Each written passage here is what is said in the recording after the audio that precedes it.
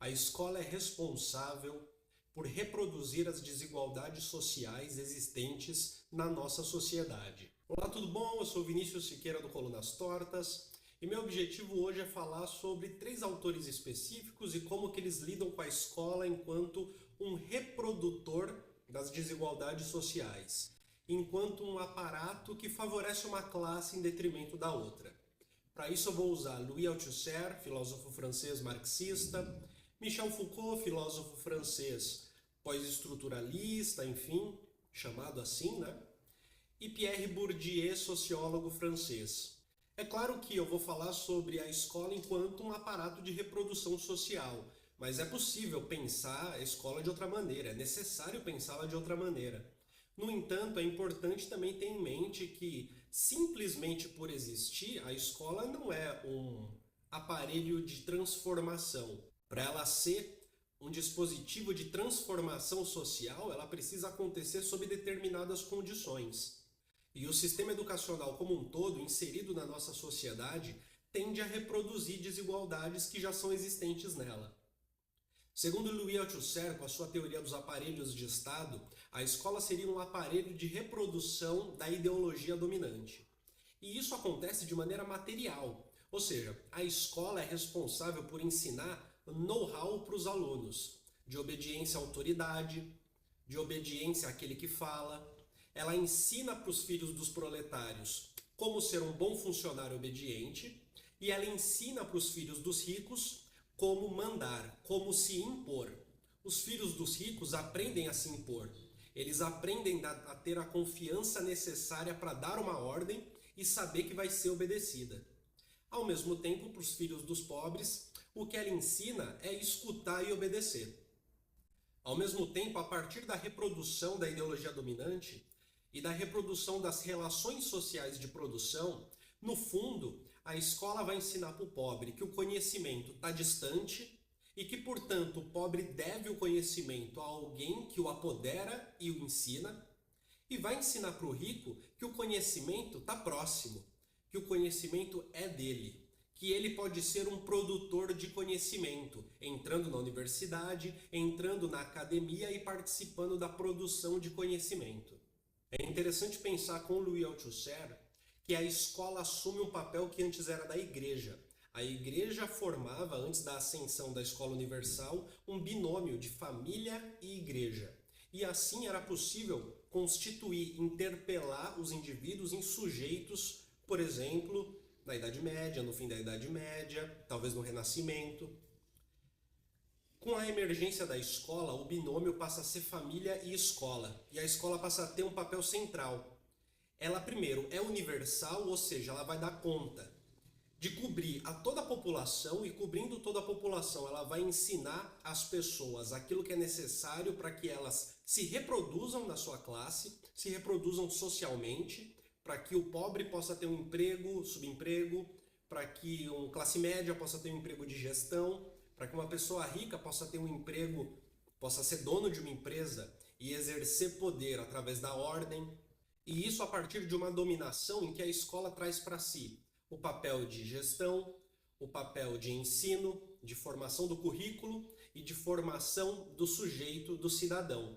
A escola, então, para o Louis Althusser, para resumir, ela tem essa dupla função de ensinar a subserviência à ordem vigente e, ao mesmo tempo, ensinar a qualificação necessária para a participação social dos diferentes sujeitos das diferentes classes sociais. Agora indo para o Michel Foucault. Michel Foucault não vai desconsiderar a existência do aparelho ideológico escolar. Ele não vai desconsiderar isso.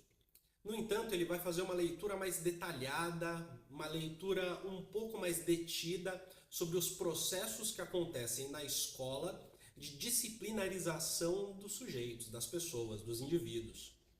Esse processo de disciplinarização é o tipo de processo que vai constituir nós enquanto forma sujeito individual, nos isolando, nos separando, nos colocando em fileiras, nos medindo através do mérito escolar, favorecendo aqueles que têm um bom desempenho com condecorações e punindo aqueles que têm um péssimo desempenho e, portanto, inserindo cada um de nós numa fila, numa esteira em em que os que não são aptos a participar da vida em sociedade, do ponto de vista, claro, da qualificação, né, que não são aptos a exercer postos de trabalho, eles acabam sendo retirados, enquanto os que são aptos são conduzidos até os seus postos.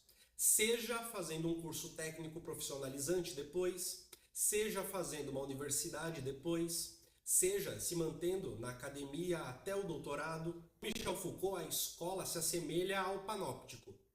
Panóptico como uma estrutura que favorece a vigilância e favorece a punição. E como uma estrutura que, ao favorecer a vigilância, para favorecer a vigilância, individualiza de tal maneira que é impossível que os vigiados consigam formar um todo, formar uma coletividade.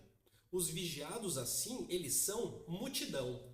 A escola também é um lugar em que vai ser possível compreender que para o resto da vida nós iremos ser examinados, ou seja, iremos ser avaliados por aquilo que fazemos e podemos ser excluídos dos espaços sociais que envolvem trabalho, que envolvem socialização, que envolvem o bom comportamento, por exemplo. E o objetivo da escola, dentro de uma maquinaria social muito complexa, o objetivo da escola é, além de reproduzir as relações sociais de produção, fabricar corpos dóceis, corpos que são úteis para o trabalho, úteis para o exército. E esses corpos dóceis precisam ser minuciosamente fabricados, vigiados, qualificados, criteriosamente observados, para que aqueles que têm a qualidade o bastante de passar para a próxima etapa, de conseguir concluir a escola, possam ir para o mercado de trabalho, por exemplo, e aqueles que não conseguem, repetem de ano até conseguir.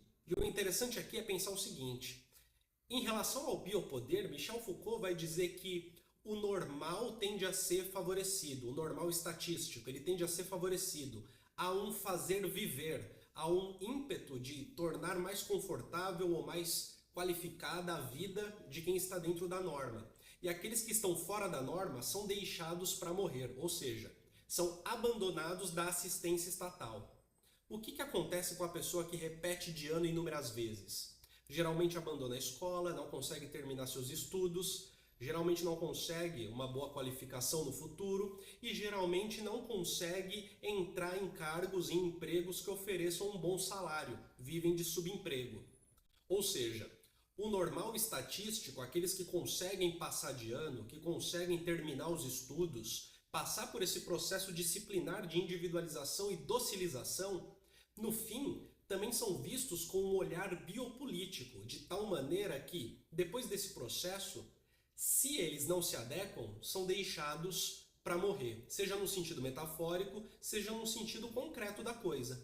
Pierre Bourdieu, por sua vez, através da teoria da reprodução social, afirma que a escola é responsável por manter as desigualdades sociais na medida em que distribui desigualmente o capital cultural para as diferentes classes sociais que existem na sociedade.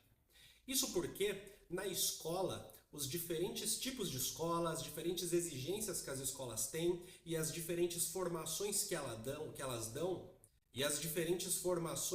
dão é responsável por manter determinada classe com um acúmulo de capital cultural que permite a circulação pela sociedade, a circulação por diferentes circuitos de pessoas, de sociabilidades e, portanto, ter um capital social melhor. Permite também que se participe de diferentes universidades e, portanto, que se tenha uma qualificação melhor para o mercado de trabalho, ou que faz com que se acumule mais capital econômico e, ao mesmo tempo, coloca para a pessoa pobre um destino do subemprego que não é só um destino econômico, mas também cultural. Porque a pessoa que está numa escola ruim, muito provavelmente, não vai incorporar o gosto pela leitura, o gosto pela pesquisa, o gosto pela exploração da cultura e não vai ter acesso aos bens culturais que podem ser apreciados. A escola também coloca barreiras para que as pessoas que pertencem a classes diferentes daquelas que deveriam pertencer possam ascender socialmente. Por exemplo, numa universidade pública de alta concorrência, geralmente preenchida por membros da classe média alta ou da classe alta brasileira, o vestibular ele vai ser o elemento de corte para retirar as classes mais baixas. O vestibular não é democrático, porque o conteúdo do vestibular é o conteúdo que a escola da classe média entrega para os alunos e que os alunos, ao longo de uma década de estudos, absorvem e conseguem fazer a prova. Por sua vez, a escola da classe baixa, ao não entregar esses conteúdos e ao colocar sob responsabilidade dos estudantes fazer um cursinho pré-vestibular para tentar, em um ano, aprender aquilo que alguém da classe média alta aprendeu ao longo de uma década, insere no próprio indivíduo a responsabilidade do seu fracasso e o mantém inerte, indefeso, frente à arma política que é o vestibular. Tudo bem, minha gente? Eu tentei resumir isso. Fiquem à vontade para deixar seus comentários, fiquem à vontade para deixar suas indicações. A depender dos comentários e das indicações, eu posso fazer outros vídeos sobre o assunto. Tentei fazer um resumo bem específico aqui, mas posso ampliar, não tem problema nenhum. E se você gostou do vídeo, se inscreve no canal e seja membro também. Tem um curso sobre a microfísica do poder, uma série de vídeos super explicado, cada capítulo, que talvez seja interessante para você. Tudo bem?